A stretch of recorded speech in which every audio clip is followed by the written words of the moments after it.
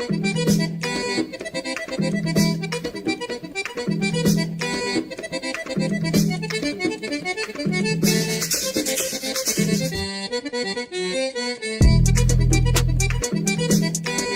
going on, baseball world and fans of Welcome to the Show podcast? This is the Welcome to the Show podcast, and I'm a bunch of guys. CT, LA, Hova Mojo on Twitter. Follow me. Manny, what's up? What's up, man? What's going on? I'm here in the land of the mouse, the giant. Yes, you are. Yes, the giant talking mouse. His name is Mickey. How's that going over there? It's stressful, man. It's very stressful. Is it? Yeah, man. Disney World. So we're not doing Disney. Well, we're doing like a part of Disney. So I'm not a big fan of Mickey Mouse. Let me just throw that out there. Growing up, I was a big Bugs Bunny fan. I don't like Mickey and his friends too much. They kind of annoy me. I'm not gonna lie. Okay. So I have come to Disney before, but I must have blocked it out of my memory because I didn't realize that there were multiple parks. So there's Magical Kingdom, Animal Kingdom, like a whole bunch of Disney affiliated parks. We just went to Animal Kingdom. I didn't know that it was Disney affiliated. It is. It was nuts. Hundreds of people, thousands of people. I don't know how expensive people. It was very expensive. I don't know how families do this. Like, I plan on not returning until my kids are old enough to remember every last inch of this experience so that they never want to come back again. Damn. Yeah, man. That's where I'm at. All right. So that's one way to start the show. Yeah. So hello, everybody. But I am excited about opening day, CT. I am excited about opening day. And I'm going to find a way to watch a game tomorrow because I know I'm going to be an absent father. Come 1:05, I think that's when opening day is for the Yankees tomorrow. Come 1:05, I'm going to have my phone on me, something on me, and I'm going to watch that game. I don't care what anybody says. Yeah, I can't wait for tomorrow either. And can we just take a moment to appreciate how beautiful baseball is? You know, like when it gets matched up with good weather and the summertime and everything. It's not summer yet. I'm thinking ahead, but I think you know what I'm thinking. Yeah, it's a great time. Baseball is like the traffic sign that leads you to summer. You know what I mean? Like it signals that it's right around the corner. And I don't know if it's that we've been doing this podcast now this is our second year. I don't know if it's the writing for Call to the Pen. I don't know if it's fantasy. I don't know what it is. But for some reason, this baseball season just feels different. Like, I don't know if you feel the same way. Like I feel more excited than I feel like I've been in a long time about this year. Yeah, like the off season was kind of started off really, really cold. And ever since, Machado and Harper signed, which we all knew would happen. They, once they signed, they kind of set off a chain reaction with a bunch of other things. We should talk about that later too. I made a note there about, player salaries going into the season. But yeah, once they signed, the off season took off. It got really hot at one point. People are still signing extensions up until yesterday or the day before. I think yesterday Degrom signed his extension. Yep. So I know what you mean. Something weird is in the air. Like it's a good feeling, but I also think we're gonna see something completely random this season. Like a pitcher will be in the running for the home run race or some shit in the National League. I don't know. I can't wait. Yeah, man. And just the baseball, there's like we're witnessing baseball go through a transition right now. And I think that it has to do with the fact that the game is losing in its popularity. And it also has to do with the fact that kids are playing more baseball than it is before. So there's I don't know if it's a catch. I don't know what the phrase is, but kids are playing baseball at a higher rate than it has been for a long time. But by the same token, adults aren't watching it as much as they used to. But there's a generation clearly, and from doing the Welcome to the Show on social media and stuff, there's a baseball community out there that really loves the game. And just walking through Disney today, I noticed there weren't that many basketball jerseys. There weren't that many football jerseys. But I saw a lot of baseball stuff. I saw I saw a Cardinals hat, a Cubs hat. I saw a Mets hat. I saw so many baseball things out there. And, I think that's one part of it. Like baseball's I feel like it's on the rise kind of. And again, thankfully. And also with these extensions and stuff, like it seems like players are noticing that in free agency they're not getting what they want, and they're putting their foot down with their current teams. Like the Jacob Degrom situation, like I can't remember a situation like that before. It almost felt like the Mets were forced to give him an extension. You know what I mean? Yeah, we're gonna get into that. We're gonna get into that as well. But one more thing I want to add about how I don't think people appreciate how baseball it's always on. There's a game every day for the next 7-8 months. How many months does the season last? Until October. From now till October. There's gonna besides the rest for the All-Star break, we're pretty much getting a baseball game every day. Could you imagine if there? I mean, it'd be impossible, but for basketball and football to have a game every day, you know what I'm saying? Like, it's something that, well, at least I get to do something, you know, like watch not free entertainment, but live entertainment for the rest of the next 8 months. So you know, it's just a great thing. But yeah, man, I love baseball. Me too. So with that in mind, let's jump into the first topic since it's fresh in our minds. The New York Mets gave Jacob Degrom an extension, a 5-year, $137.5 million extension with with 52.5 of that is deferred into the 2030s, and I believe that there's an option for a 6 year as well. I'm not sure what the numbers are on that, but what I was saying before about the Mets were almost forced into an extension from Jacob Degrom, and there was even some tag team action there. Noah Syndergaard got in on the action and was blasting the Mets as well for not giving them that extension. And this is like a new trend that we're seeing in baseball. Like teams are locking in their players before they enter free agency, and I don't think it's so much the teams. I think it's more the players that are kind of forcing these teams into this situation because teams aren't signing players in free agency. Again, Craig Kimbrell and Dallas Keuchel are officially still free agents, and the season is going to start tomorrow, which is insane. We're talking, as we've said before, beating a dead horse, one of the greatest relievers of all time and one of the best pitchers in baseball, still free agents. And this has led to the Astros giving Verlander an extension. Goldie got an extension from the Cards. Chris Sale, Blake Snell. We're even getting rookies that have never stepped into a big league field getting extensions, which I can't remember ever seeing that before. But I don't know. I don't know if you have anything to say about that. But something is happening in baseball, clearly. Yeah, when I saw Eloy Jimenez hasn't even gotten an at bat in Major League Baseball, and then he got extended for those years, 6 years I think it was, and then I'm just thinking like, wow, like, and we still got, like you said, Keuchel and Kimbrel are still out there, and I'm even more shocked at this point. I'm shocked that the Dodgers haven't picked up Keuchel, you know, because they have 3 of their starters on the DL with a history of going to the DL with Kershaw.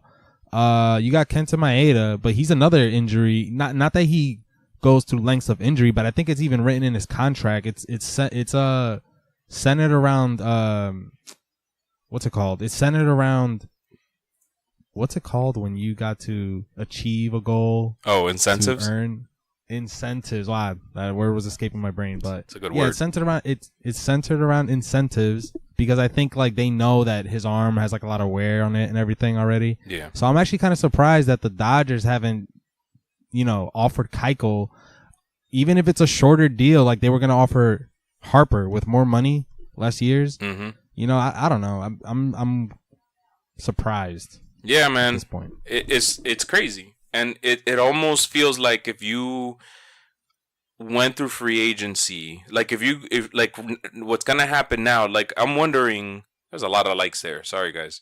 I'm wondering what's gonna happen next year because the free agent class for next year is already dwindling. Like Chris Sale was supposed to be a free agent next year. That's not gonna happen anymore. I think Degrom was next year, maybe the year after. That's not gonna happen anymore. You know, even 5 years down the line, Blake Snell, Luis Severino, those guys aren't going to become free agents. There's going to be a couple years into their contracts that they're going to become free agents.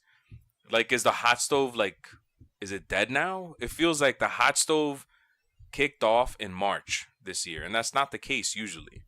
It's great. It's really nuts, man. And I don't know what it's gonna take. I don't know if come the collective bargaining agreement, like if that's gonna change, where teams are gonna, I don't know, be forced to let their teams walk. I don't know. I don't know what's gonna happen. I feel like they gotta come up with some crazy alternative to this, because I mean, okay, back to the Degrom thing real quick. I'm happy that he got his extension that he was looking for. I'm happy that he has his 5 years. He deserves it. But I'm not gonna lie, it's a little weird that they did it. He still had another year left before his last year, so it's two years left. And it just kind of makes common sense to not give him the deal with two years left that you still have him under control. Yeah. So I was just a little bit surprised by that. But they got to come up with some sort of alternative. Either you can't hold a player for that long once he hits the majors after his 25th year. So Aaron Judge at this point wouldn't be under control for all this time. Or like if you do keep a player for the first 6-7 years of his career, you're mandatory have to give him like whatever the league average is at that point and add like 20 mil to it or something. You know, I don't know. Like something. Franchising a player or something. Yeah, I don't know. Like, because it doesn't seem right. And then you still have like all this young talent and people are holding them back. I know it's only 12 games, but you know, so that's another thing too. Like all this young talents that are on starting rosters to start the season. That's something else too. That's randomly happening again. And so there's this writer in Call to the Pen who he wrote this piece about changing the whole system in baseball, and he suggested in his piece, I can't remember what the title was, but he suggested in his piece that baseball institute like a age limit. So if you've been in a minor league organization through your age 25 season, then you have to be granted free agency or your contract has to be renewed. I kind of like that, but to me, like a guy like Manny Machado, for example, he was drafted when he was 17 years old. If he wasn't as good as he is, he would be sitting in a minor league club for 8 years. To me, that's not good enough. Yeah. To me, I think it should be like a 3-year limit or like 21 or something. You know what I mean? I would lessen that age limit. Or I would make it like by years. Like if you draft a player and he hasn't seen major league time in 3 years, then you either have to negotiate a contract and keep him in the minors because you see something in him, or you have to let him walk and go to another team. I don't know if that would work, but something definitely has to happen. Yeah, and now that I'm thinking about it, I want these players to get the more fair deals out there and everything. And I don't love that they're under control for so long. But then I started thinking about it, like, isn't that the only way that teams that draft, you know, that have a good farm system can build great teams pretty much over the span of a year or two, you know? Yeah, like if those players... But you like a guy like Aaron Judge, for example, I think the reason why it took for so long for him to come up wasn't necessarily that he wasn't a good player. It was that one, he finished college, so he went all through his 4 years of college. He had been drafted by the A's and he decided to finish college. Then he was drafted by the Yankees after he graduated from college. Then he went through his 3 years of the minor leagues and he was 25 by the time he came up. So a guy like Aaron Judge on another team, it may not have taken 3 years. It might have taken 2. You know what I mean? But the Yankees, they had the outfield depth. The Yankees are not the type of team that rushes their players through the minor league system. Like if the Yankees had Fernando Tatis, there's no way that he was going to start the year in the big leagues. You know what I'm saying? You have to like almost give teams like the Yankees like a penalty for not calling up their players, because they're the type of team that hoards. You've been mentioning this. They can hoard prospects. And it hurts, you know, like Clint Frazier might not get an opportunity. This is a guy that could have a starting job on another team. You know what I mean? I feel like if so, that's why I think a 3-year minimum is fair, because the Yankees would be forced to give a guy like Clint Frazier more money to stay on the team because they're not calling him up, or they'd be forced to let him go. You know what I'm saying? Like that's what I think should happen. Yeah, I mean, I'm thinking about a team like the Cubs. You know, I feel like the Cubs have been good ever since they got swept by the Mets in the 2000, was it 16? 2000. When did they win the World 15 Series? playoffs? They won in 2016, I think. I know who won the World Series last year. If you're gonna ask me that. All right. No, okay.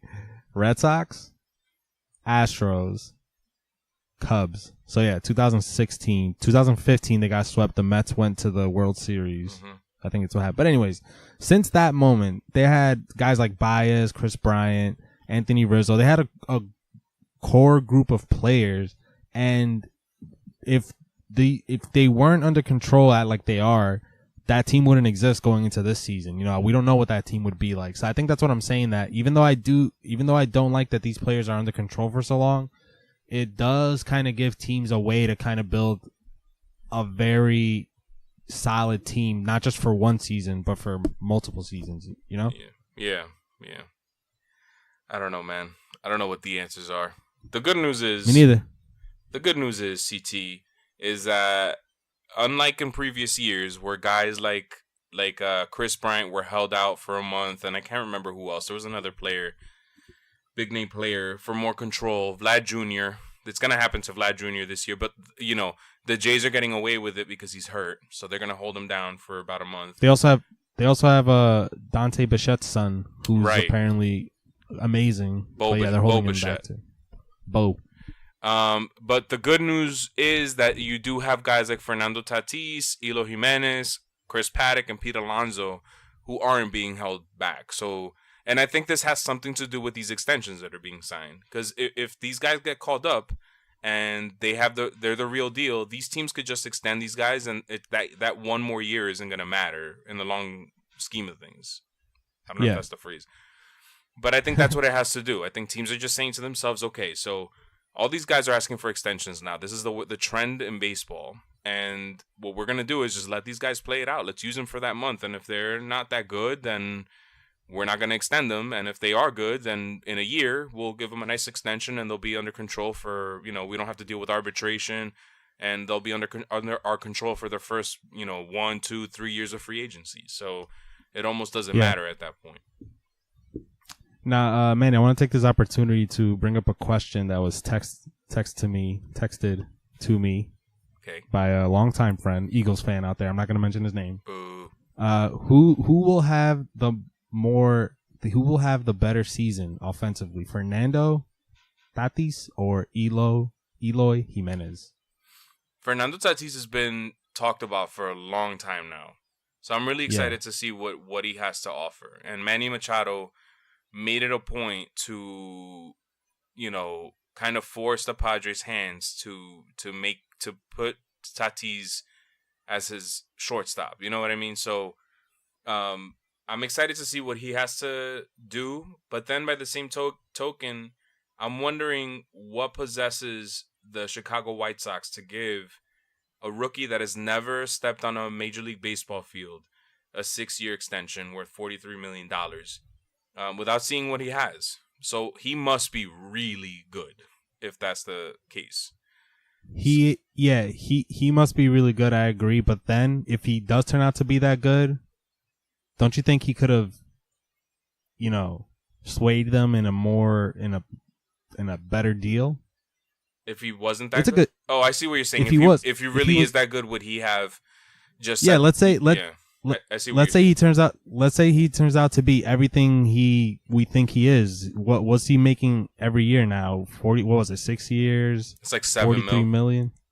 That's great for a guy that's never played in a Major League Baseball team, but yeah. It's gonna suck if 2 years down the line he's raking and he could have gotten, Degrom is still technically under control, and he just got close to $30 million a year. You know what I mean? Yeah. He still had 2 more years of arbitration for Degrom. Yeah, Eloy's not going to have the opportunity to go into arbitration, even though, it's not a great opportunity for everybody out there. But let's say he turns out to be a superstar. It's good for players. It's not good for teams. That's why teams want to lock these players out, because I think that the arbiter is seeing that teams are getting greedy. So every time there's an arbitration case, the player typically wins now.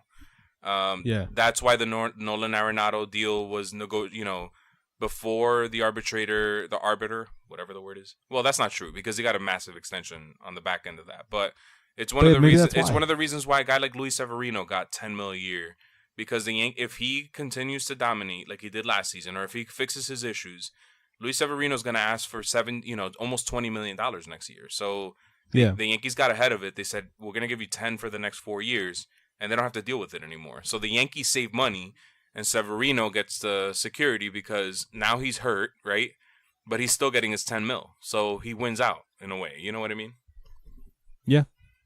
It's all a game, man. It's crazy. But I see what you're saying. Like a guy like Eloy Jimenez, if he's really this good where they're giving him this extension, he might have been selling himself short because he could have played for the league minimum of $600,000 or whatever this year, which is huge for a guy out of the Dominican Republic. Raked. And then, or for 2 years, because arbitration is 2 years. 2 years plus, or service days, whatever you call it. And he could have asked for $10 million. So now, for $10 million for 3 years after that, which almost would have equaled what he would have already made. You know what I'm saying? And then he could have negotiated a free agent contract worth hundreds of millions of dollars. So I guess only time will tell. We'll see. Yeah, I hope it's Fernando Tatis that has the better season since I drafted him in my fantasy league, in our fantasy league. So, yeah. Well, I mean, that's my take on. Here's Eloy Jimenez's numbers in the minors and in winter leagues. He played for the Gigantes. I believe that's the Dominican Winter League. And he had a 1259 OPS for that's crazy. For his yeah, that's nuts. In 5 seasons in the minors, he has a 311 batting average, 359 on base, 519 slugging. So that's pretty good. That is pretty good. I ain't gonna lie. And it's gotten better. Like, it wasn't that good in the beginning. 17-year-old kid slugging 367. Then he turns 18. He's slugging 418. Then he turns 19. He's slugging 532.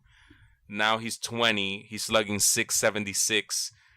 In the Dominican League, he slugs 759. So he's only getting better. I just hope he's not injecting some of that crazy shit. Yeah, I'm gonna not even speak that into existence, man. We need some Dominican superstars out there. Some clean Dominican superstars, man. Clean, yeah, man. Pool's almost gone, so somebody has to take up that mantle, you know? Yeah. All right. We need Machado to win an MVP. Yeah, I hope that there was a piece on Bleacher Report about him embracing that leadership role. I hope that he does embrace it, because he does get that villain title attached to him, and he kind of deserves it. But I don't know. He kind of reminds me of A-Rod. Like, he reminds me of a guy that just doesn't know how to get out of his own way sometimes. Yeah, I know what you mean. He did say something random, though. When the first time I saw him in a Padres uniform, he told the lady that was interviewing him that they'll be competing for, I don't know if he said it, I don't remember exactly how he said it, but basically he said, like, yeah, we're the wild card team, basically. Wow. That's what he said. I'm like, who would say that? Like, yeah. Like, I don't know. Sometimes I think athletes are really I don't want to say dumb, but they are kind of, not as smart as we like to think they are. I think that they've been so good their entire lives that when they get into a big league uniform, if they maintain, their performance, like, they've never had to struggle. Like Manny Machado's, I would say that the beginning of last season was his biggest struggle, and it wasn't even because of him. It was because his team sucked, because he was raking with the Orioles. He was having a tremendous season. So it's almost like he's never had to face the music. And the first time that he got on the big stage in the World Series, he went on a stretch where he was doing some stupid shit day in and day out. Like, starting with the Milwaukee Brewers, when he did that when he stepped on Aguilar's feet, and then he grabbed his nuts toward the crowd. You know what I mean? Pimping a single off the wall, like shit like that. And then saying that shit to Ken Rosenthal about, he's not Johnny Hustle. He'll never be Johnny Hustle. It's like, just keep your mouth shut, dude. Like, you may think that, but why would you say that? Like, it's almost like he has no idea that these are things you don't say. Yeah, it's like no awareness. And I think that's what I was trying to say. Like, when I think of like when I think about a guy like Manny Machado or Bryce Harper, you know, like the superstars of the game, the guys that were drafted at an early age and broke into the majors at an early age. Both of them broke into the majors at the age of 19. I think like they spent while I was playing video games and going out and, you know, eating ice cream and stuff, these guys were just in the cages, you know, Right. swinging away, doing their reps. So did they ever really have time to learn how to be normal? And, you know, I think Aaron Judge is a normal guy, but that's like one guy out of That's what I the mean. whole bunch. These guys have been told their whole lives that their shit doesn't stink. You're so great. You're going to make it to the bigs. You're the best. You're this. You're that. Yeah. That you almost have to wonder how a guy like, I'm not even going to use a Yankee because I don't want to throw the Yankee bias, but a guy like JD Martinez is super humble. You know what I mean? Or even Chris Sale for that matter. I think Chris Sale knows that he's great. You know what? The perfect one is Mookie Betts. Let's go with Mookie Betts. I'm so happy you brought Mookie Betts up. I have something else to bring up after that. Just thank you. You have to wonder, how is Mookie Betts not walking around like the guy from Major Leagues, Willie Mays Hayes, who he thinks his shit doesn't stink. You know what I'm saying? Driving the nice car and all that stuff with the earrings and yeah. I don't know. That was kind of racist maybe because I picked a black character. No, he's everything, right? But at the same time, he hasn't gotten paid yet. You know, like we'll see what these guys are like. You know, we mentioned Judge and Mookie, both guys that haven't, you know, punched their big ticket yet. So maybe we just have to see what happens after they sign the money. But speaking of Mookie Betts, have you seen the new "Let the Kids Play" commercial that MLB put out? No, man. Before you go into that MLB commercial, I want to give props to Mookie too because I can't remember where I read it, but he's not going to sign an extension. He's kind of testing it. I mean, let's see what happens. He might say to himself after, you know, Keuchel is still a free agent. Mike Trout didn't want to sign. I'm sorry that I'm taking up your time here, man. But Mike Trout in his press conference said there was no way he was going to test free agency after he saw Bryce Harper and Manny Machado went through. I know these guys are crying poor and shit, but that says something. Like if a guy like Mike Trout doesn't want to test free agency, that's not good for your sport, in my opinion. But Mookie Betts to this point has said that he wants to test it, that he's not signing an extension. So we'll see what happens. Anyway, he'll get if he has a good. He doesn't even have to win MVP this year, but if he has an all-star type of season, he'll get paid. I think the Red Sox are gonna have to give him his due. He's gonna have to get Mike Trout money if he puts up another season like he did this year, and the year before for his entire career. He deserves Mike Trout money because those are Mike Trout numbers. Yeah, he puts up Mike Trout numbers, and he has. I know that he's still kind of vanilla too. He's not like Machado. He's not a lightning rod. But has more of a personality. You know what I mean? Yeah, he's not Machado or Harper in terms of like, you know, what those guys mean to the media kind of. I get you, but he's also not Trout. He's like in between. He's like right in the middle. He's perfect. Yeah. Damn it, man. So anyways, that commercial, you haven't seen it, right? No. Well, it was a pretty cool commercial.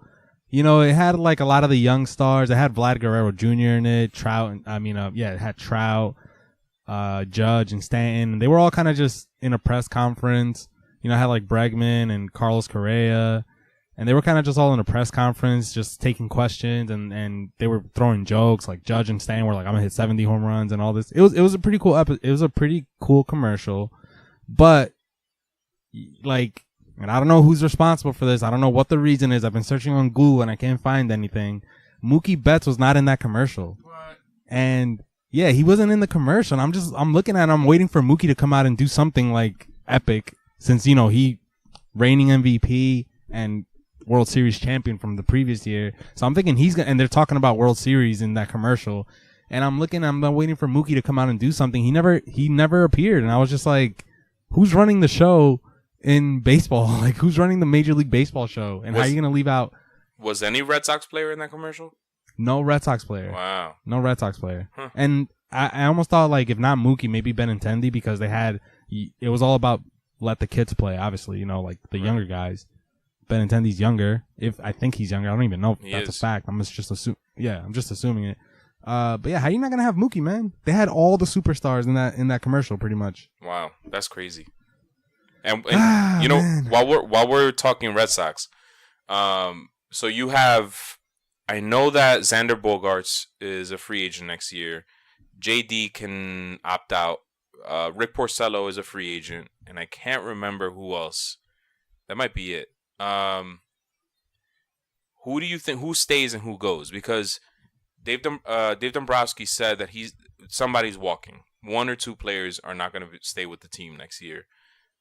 We know Sale's staying. That's done. That's a done deal. If JD Martinez opts out, who walks? JD, Porcello, or Xander Bogaerts? Xander Bogaerts is gone. You think so? Oh man. Yeah. That would be a big hit, man. He's good, man. Like I'm are you ready for the CT? I'm about to declare something. I might stand up for this one. Xander Bogaerts is better than Didi Gregorius. Like by a lot. Yeah, I agree. And I think Didi's great. Don't get me wrong. But yeah, I do think Xander Bogaerts is better than Didi. I think Didi's great. But and I know he's gotten better every year. Didi's gotten better every year, but you know, he's going to miss half the season and he doesn't sustain his production. Yeah. Huh? He's a free agent next year too. Yeah. I do agree. Xander Bogaerts is better than Didi, but I think Xander's gonna walk. I think he might get a lot of money. I think Porcello, I could see us keeping Porcello because what kind of market is Porcello going to see in when he hits free agency? You know what I'm saying? He's not better than Keuchel. Yeah, but who's to say that the Red Sox will offer him an extension? Well, what I'm saying is that the Red Sox can probably get him for cheaper. Yeah, cheaper because he's already there. He's already won with the Red Sox. He's has a Cy Young with them. So I feel like they can maybe get a discount. The way Degrom is giving the Mets kind of like a discount. Yeah. Degrom could have, if things were fair and how we think they are, and we didn't take into account that Degrom is older, but even though he's older, he hasn't even pitched as many innings as Chris Sale. No, so to put that in, and his stats are comparable. Like, yeah, they're almost identical. I think Chris Sale's FIP is a little lower than DeGrom's, but their ERA is identical. Their WHIP everything is identical.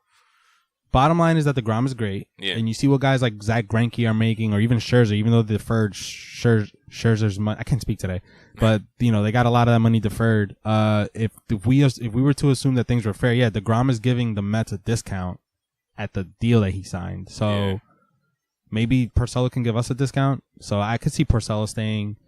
And JD Martinez, man, I don't know. I think JD Martinez is so great, and I want to believe that he's the good guy and he's gonna not opt out and just keep things, how they are, but he might not opt out because of the free agent market, because of the way shit is going down. Yeah, he's dealing with a back issue that has been creeping up. It happened last year, even though it didn't impede his performance. He was still really good. He's dealing with a back issue that takes him out of the game sometimes. He's already dealt with a shitty offseason because he went through what these guys went through last year. And ended up having to sign a deal with a bunch of incentives on it. Like, he's underpaid, technically. But I don't think he's going to want to go through that again. And I think he's happy with the Red Sox.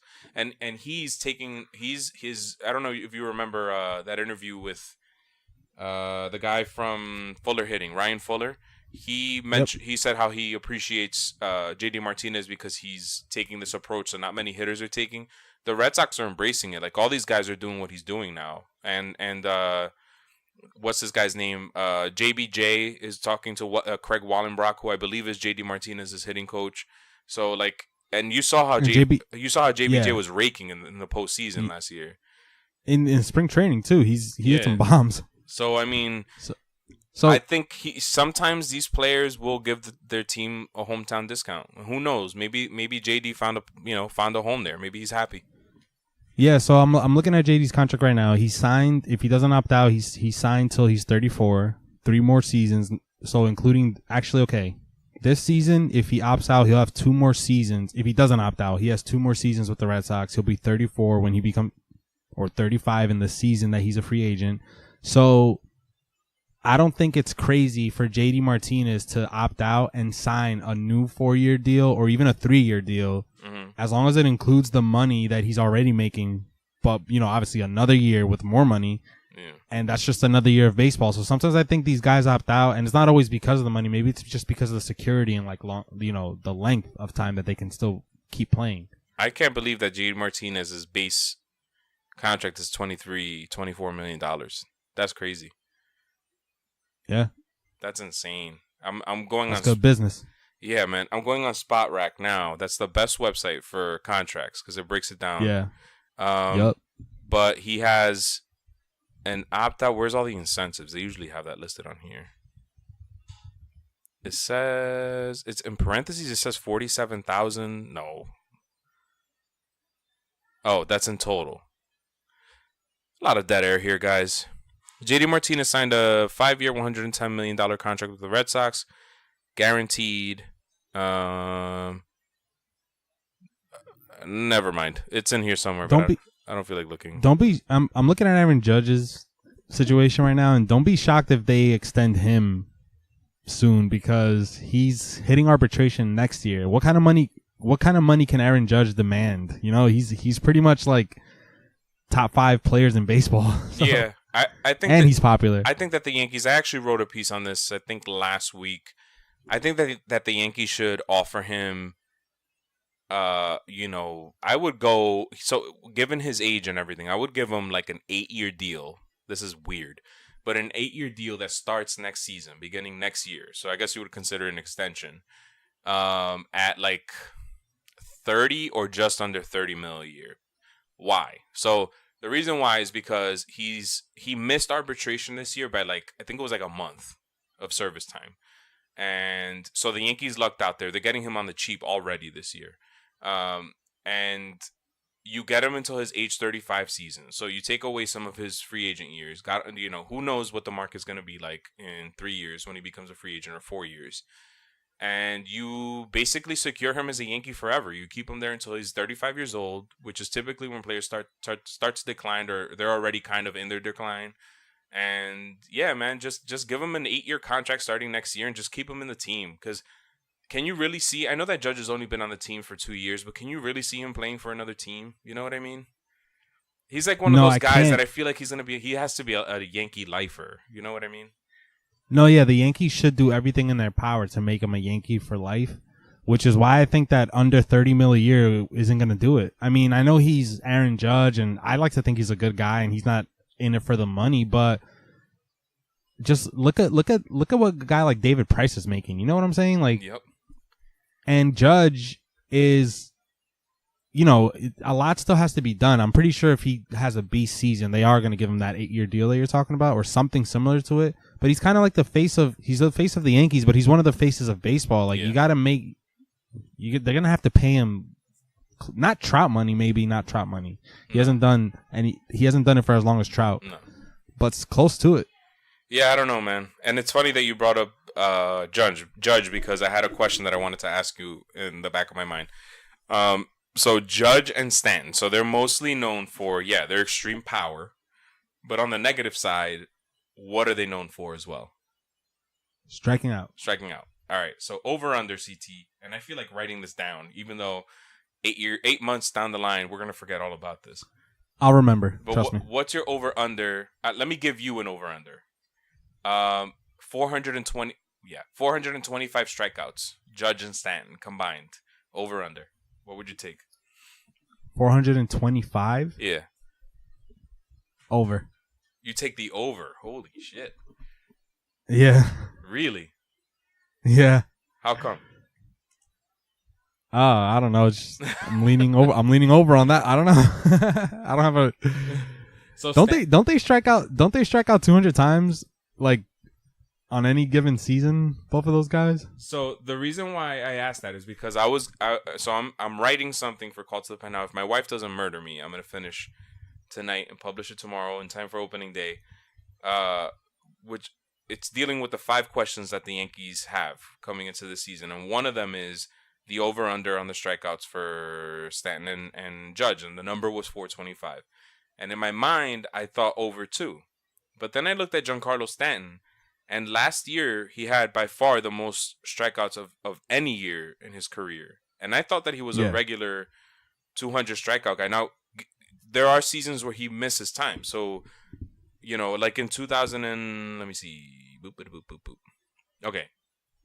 No, actually, no. Even looking back at that, no. Like in 2017, he played a full season. He only struck out 163 times. That's a lot, but that's not 200, you know? Yeah. In 2016, he played 119 games and struck out 140 times. Let me look at another full season. 2013, 145 games, 170 strikeouts. 2011, 150 games, 166 strikeouts. Like he, the only time he ever struck out 200 times was last year. And I think that that's going to go down because I think he has 1 year with the Yankees under his belt. I think a lot of that had to do with the pressure and stuff. I'm going to go under. I don't know why, but I'm going to go under. Yeah, you know, I think I'm going to stick with the over, and I'm going to tell you why, Manny. Okay. I think Stanton striking out that much on the Yankees last year wasn't because he was nervous or anything like that. I just think it's the Yankee way. They probably told him you're gonna go up there at every at bat and you're gonna try to hit a home run at every at bat, and that's it. Like, and that's why he had so many strikeouts. I think it's gonna be the same thing with Aaron Judge. He's gonna strike out 200 times again, which isn't bad for him because he gets on base just as much as Stan doesn't get on base that much. Judge does. Yeah. I think both of them are equally. I still think we're going to see a lot of strikeouts. It's going to be close though. Yeah, maybe. Judge is so Judge doesn't strike out that much, and this is another surprising thing. I don't have the numbers in front of me right now, but I know that Judge's BABIP, favorite stat, batting average on balls in play. So anytime you hit a ball, it's in play. What your batting average is, and it doesn't take into account strikeouts or nothing like that. Judge is a high on base guy, and when he puts the bat in the ball and it's in play, it falls for a hit more often than not. And he's the type of guy that beats a shift and all that stuff. I don't know what my point was. But for him, I don't care what his strikeouts are. With Giancarlo Stanton, though, I think the reason why he looked so bad last year is because when he hits the ball, it doesn't necessarily fall in play. And he doesn't get on base that much. So it kind of hurt. Like, his strikeouts kind of hurt more than Judge's do, if that makes any sense. I don't know if it does. You know what? I'm actually going to say that I don't have an answer for that question that you asked because I drafted Judge with my second pick. You want to trade? So I need him to with who? Wow. You changed your tune fast. I'll give you Kershaw, man. Anyways, I'm not even gonna entertain whatever you just said. I'll give you Mad Bum. I need Judge to have an MVP season. Period. All right. So for our fantasy league, Judge might actually hurt you because of the strikeouts. Don't worry about me. Because you're gonna get docked 200 points. Anyways, you want to keep talking? Should we talk about the? Yeah, I'm not in the fantasy mode right now. I'm kind of just, you know. You're pissed. It requires like a full-time dedication. Uh-huh. Yeah. Should we talk about tomorrow's opening day season? I feel like we talked about stuff that happened, you know. We talked about how excited we are about opening day, but yeah, man, let's talk about tomorrow, man. Some predictions. All right. Well, actually, answer me this: could the Yankees have an easier opening schedule? Oh man, thank God for April for the Yankees, man. Yeah, man. Damn. Thank God, because we'd be screwed. Thank God for the first 2 months, for that matter. We play the bottom 5 teams in baseball according to the Steamer projections, which is on Fangraphs. This is some dorky ass shit, but a couple of guys from New York came up with a projection system that Fangraphs officially bought onto, and according to that, and then I looked at the schedule. I compared one against the other. The Yankees play the bottom 5 teams. More than half of their games are against the bottom 5 teams in the first 2 months, but then their schedule gets really shitty after that. So they have to take advantage of these injuries. They have to take advantage of playing against the freaking Baltimore Orioles like 7 times in the first 2 weeks or some shit. Like, there's no, you know what I mean? They can't do like last year where they were dropping games to the Orioles left and right. That can't happen. There's guys on that Orioles roster. I have no idea who they are, but I have no idea who they are, man. I forgot who their manager is already. I don't even know who their manager is. All right, you know what? Actually, I wanted to talk about this last episode, but I didn't think about it. So it's opening day tomorrow for some teams, but the season already started in Tokyo. I think it was one of the dumbest things ever. Yeah. It was so dumb. It needs to all just be on the same day. And for America to have a chance to watch it, I think the game took place at 4 or 5 a.m. in the morning, and I caught like the first bit of it, the first one. And I just started thinking, like, what was the 5 a.m. for us on the East Coast? Do you know what time it was for the teams that were playing? Mariners and Oakland A's. Yeah, it was like 2 a.m. Yeah, like who was gonna stay up until 2? Like, or not stay up? Who was gonna wake up at 2 in the morning to watch the A's and the Mariners play? You know what I mean? Yeah. And then it wasn't even like promoted or nothing. Yeah, and I'm just like, what? Like, what was the point of this? Was it like I don't get? Were we trying to attract Japanese fans or something? Because we already had. There's already a bunch of Tokyo fans. Baseball is like the sport in Japan. It's stupid, man. Yeah. So I just kept and I kept hearing so many different rants about it on the radio, and it didn't even occur to me how dumb that was until we're sitting here talking about it now. You know, like, just really was no point for that. It's kind of we just wasted it. We just wasted it. Yeah, like we just wasted people's time. It was a complete waste for like multiple levels. Like you said, Japan already loves baseball, so you're wasting your time there. 2, you are playing these games in the middle of the week. It wasn't even like it was a Friday and a Saturday where maybe somebody would stay up all night to watch a baseball game. I don't know. Maybe not. But exactly. There's a better chance. And then you didn't even promote it. Like, I know I watch MLB Network, and I didn't hear too much about the Japan series. Like, you had to be a hardcore baseball fan to know that was even happening, you know? No, what's even dumber is that those teams went back to spring training after those games. Yeah, like, exactly. How does that's not, it doesn't make sense. Like, you started the season. And they've done series in Japan in the past mid-season. So why did you have to do it a week before, 2 weeks before opening day? It was just stupid. Yeah, and if it was because of Ichiro's retirement, that was even worse, because I would have liked to see Ichiro's retirement in real time. Right. And it was a proper send off. It was cool how they sent him off. Yeah, it was great. It was great. I'm just saying that could have happened in the midseason. He didn't have to play. He could have just sat the bench until midseason. I'm pretty sure he wouldn't have mind traveling with the team. I'm pretty sure he probably doesn't even want to retire. He's probably retiring because of his age, but he probably would have loved to just be on an MLB roster and just sit there. Yeah. Yep. Pinch runner now and then, you know? Yeah, man. Yeah, man. And speaking of things that don't make sense, this episode is all over the place. So my apologies. But two points I want to make with this. We spoke about Noah Syndergaard before in the comments that he made in favor of Degrom and everything. Mm-hmm. It's good for him, and Degrom got paid. Was that really necessary for the Mets, though? Like, you play for the Mets. Do they really need another, issue in the clubhouse? I think it's player versus organization.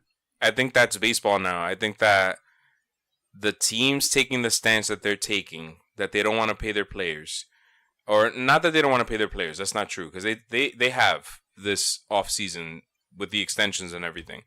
But with free agency the way it is, that's what I was saying earlier in the episode. I think players are going to start to make threats toward their team. I wouldn't be surprised if earlier in our first episode, I think it was, we talked about Degrom saying that he's going to limit his innings if he doesn't get extended. And initially I was like, that's kind of a bitch move, but you know what? Like, that's what it's going to take now, I think, because these guys don't want to test free agency and be Dallas Keuchel and Craig Kimbrell. You know what I mean?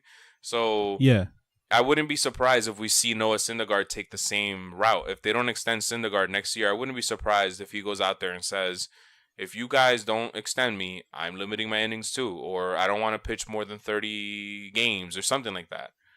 And yeah, in a way, it's going to hurt players because fans look at that and they get a bad taste in their mouth about it. But you have to look at things fairly. Like, the Mets are one of the richest organizations in baseball. They don't owe the Bernie Madoff money has been given back to them already. They're a big market team, and they're not spending money the way they should. So I don't blame these guys for doing what they're doing. First of all, I don't blame Jacob Degrom for saying what he said, but it's Jacob Degrom's situation. Noah Syndergaard, I mean, it just seems like it was unnecessary. Like for Noah Syndergaard to just say that, first of all, the Degrom thing happened a while ago, right? Yeah. You couldn't have said something then, kind of. Yeah. It's like the week of the opening day. And then I was going to say before that the Mets made the team go all the way to Syracuse, and I actually saw what they were doing on the field, and it was the dumbest thing ever. Really? I actually felt bad for the Mets. Yeah, I actually felt bad for the Mets. But Noah Syndergaard brought it up. He's like, that doesn't seem like something championship teams do. Yeah, I agree with you, but you play for the Mets. You've only really had one dominant season. Well, two dominant. You're a dominant pitcher, but you were out almost all last season. Like, can you just shut up and wait till the season starts? Kind of, Right. I don't know. He was out the season before that. My bad. Before that. Something tells me that Syndergaard is going to pitch a full season. He's going to be healthy this year, and this was kind of his way, maybe subconsciously, of signaling like, I'm next, guys. I'm gonna throw my 2 cents in here and back my guy up, because next year I want my raise too. So get ready. Hey man, I don't think he's gonna pitch a full healthy season. But I love Syndergaard, man. I follow the guy on Twitter. He's funny as hell. Good luck to Noah Syndergaard. I agree. I agree with you. I agree with your points, but I think that this is kind of the evolution of baseball now. This is what it's turning into. But what are you gonna do? Watch baseball tomorrow. Watch baseball, people. All day. Let's see what games. Should have taken off.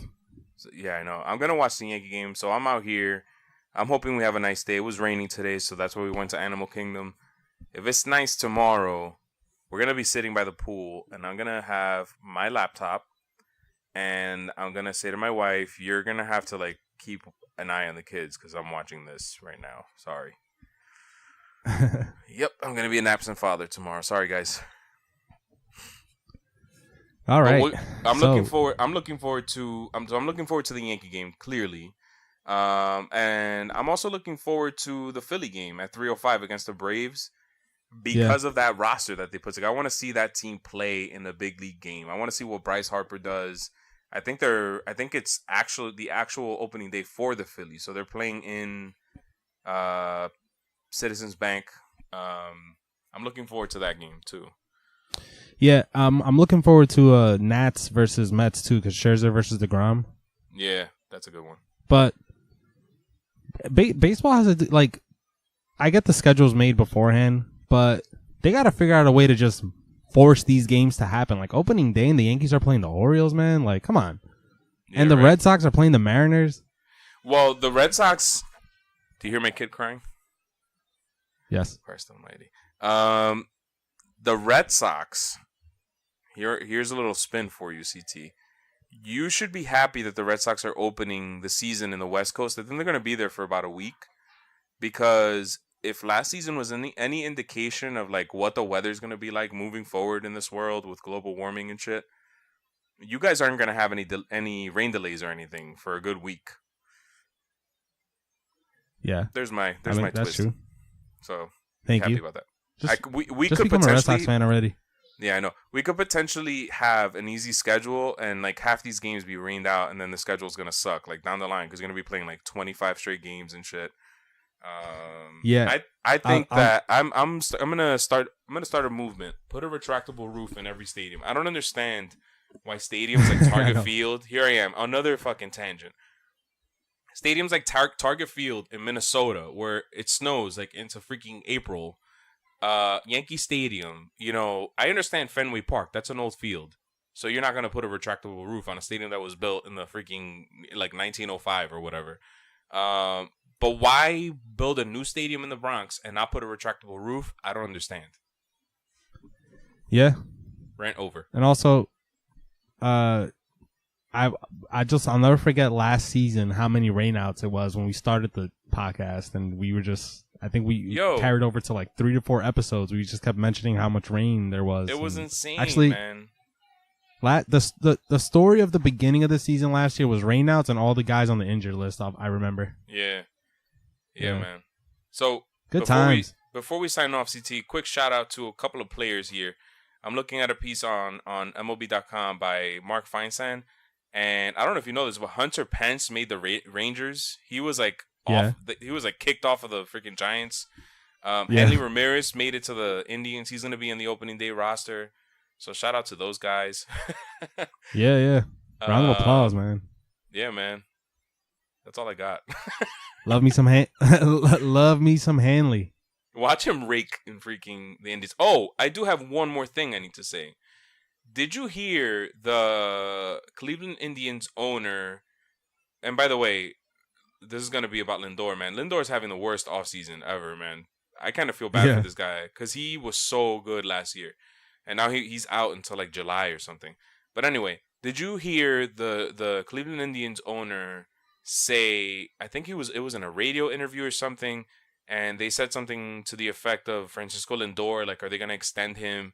Like, what do you have to say to fans about Lindor? And he said, basically, enjoy him, as if to say, like, enjoy him now because he's not going to be here because we're not signing his ass. And he basically said, like, we're gonna start giving players Mike Trout type money by the time you see the first $1 billion player. So in other words, he's saying he's not gonna give these players these big contracts because crazy, he's a cheap fuck basically.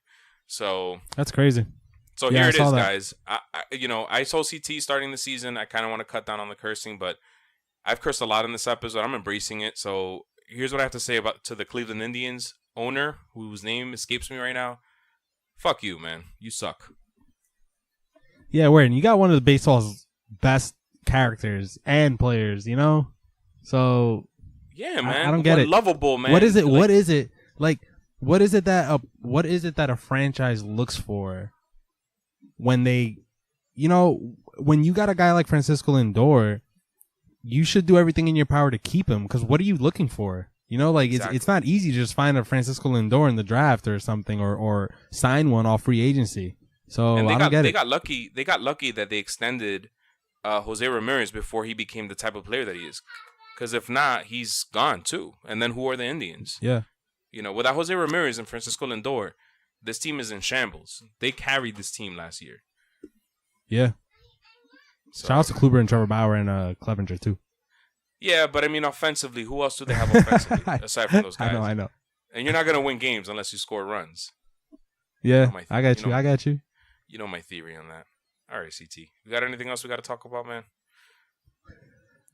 Just wanted to say Bryce Harper voted most overrated player by MLB peers, and Machado was voted the 30th. Wow, real original MLB players.